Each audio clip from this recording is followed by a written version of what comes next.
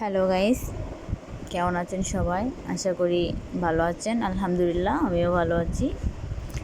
তো আমরা সবাই আসলে অনেক বেশি আতঙ্কে আছি, কারণ রাসেল ভাইপার নিয়ে পুরা দেশ জুড়ে একটা আতঙ্কের নাম, সেটা হচ্ছে রাসেল ভাইপার।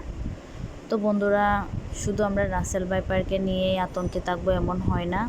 আমাদের আশেপাশে অনেক সময় বিষাক্ত সাপ আমাদেরকে আক্রমণ করে। সেই সাপগুলোও কিন্তু খুব কম না, ওগুলোর আক্রমণেও কিন্তু আমরা আহত নিহত হতে পারি। আমাদের বাড়ির সামনে, উঠোনে, এখানে সেখানে আমাদের ছোট বাচ্চারা খেলা করে। একটু আগে আমার বাচ্চা সামনে খেলা করছিল, ভাগ্য ভালো সাপের ছোবলে পড়েনি। তো দেখুন, একদম বাড়ির সামনেই একটা বিষাক্ত সাপ চলে আসছে। বিষাক্ত সাপটাও কিন্তু দেখেন কি অবস্থায় আসলে। তো আমরা যারা ছোট বাচ্চার মা আছি, আমরা সব সময় খুব সতর্ক থাকবো, কিন্তু কারণ ওরা বলতে জানবে না ওদেরকে সাপে কেটেছে না অন্য কিছু। তো এখন কিন্তু সাপ এমন পাগল হয়ে গেছে যে ঘরে বাইরে কোথাও তাদের স্থান খোঁজার জন্য ওরা কিছুই দেখতেছে না, সব জায়গায় চলে আসতেছে। শুধু রাসেল ভাইপার না, সব ধরনের সাপই কিন্তু একদম পাগল হয়ে গেছে। তাদের স্থান কিন্তু শেষ হয়ে গেছে, পানিতে একদম ডুবে ভেঙে গেছে। যত পানি আসতেছে ততই তারা কিন্তু তাদের স্থান হারিয়ে ফেলতেছে, এই জন্য তারা একদম পাগল হয়ে গেছে। দেখেন, এই সাপটা কিন্তু বিষাক্ত কম না।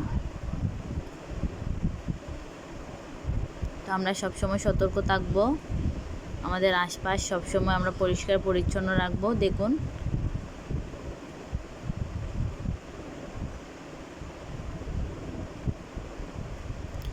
আসলে এই সাপগুলো বিষাক্ত সাপ, এই সাপগুলো আমাদের যে কোনো সময় আমাদের সাথে আক্রমণ করতে পারে। আমাদের সব সময় খেয়াল রাখতে হবে, আমাদের আশেপাশে যেন সবসময় যার জোপ যেন পরিষ্কার থাকে। দেখেন, একদম বাড়ির উঠানে চলে আসছে সাপ। সাপটাও খুব ছোট ছিল না, আসলে অনেক বড় ছিল, যদিও সেটা বাচ্চা হবে হয়তো। একদম জ্যান্ত সাপ কিন্তু উঠানে চলে আসছে। আমাদের উঠানে কিন্তু তেমন কোনো জার জোপও নেই, তারপরও দেখেন।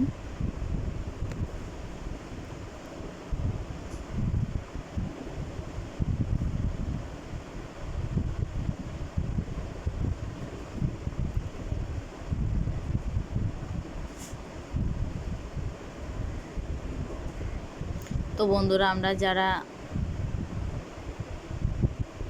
দেখেন দেখেন কি বড় একটা সাপ, তাহলে সাপটা হয়তো মারা গেছে। তো গাইস, আর কিছুই বলবো না, আমরা যেন সাবধানের কোনো মান নেই, আমরা যেন সবসময় সাবধানে থাকি। আমরা আমাদের বাচ্চাদেরকে যেন সবসময় সুস্থ রাখতে পারি সব কিছু থেকে, সব কিছু পোকামাকড় বিপদ আপদ থেকে। তাই আমরা সবসময় সাবধান থাকবো। আর আমার ভিডিওটা ভালো লাগলে অবশ্যই আপনারা লাইক করবেন, সাবস্ক্রাইব করবেন। আল্লাহ হাফেজ।